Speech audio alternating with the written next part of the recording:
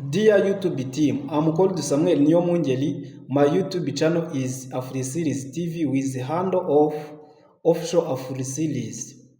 I'm taking this video due to the monetization of my YouTube channel, which was flagged for used content. I respectfully believe that this is a mistake done to demonetize my channel, because all video uploaded on my YouTube channel are original and created by me. I produce only documentary style of videos using my own narration, footage, research, and edit work. I do not re-upload or use content from other creators.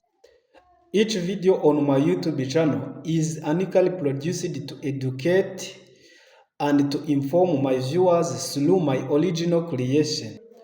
Please review my content again. I'm fully confident of you will find that you made a mistake during the monetization of my YouTube channel. I'm full of confidence because my YouTube channel, I upload only original content that I made my own.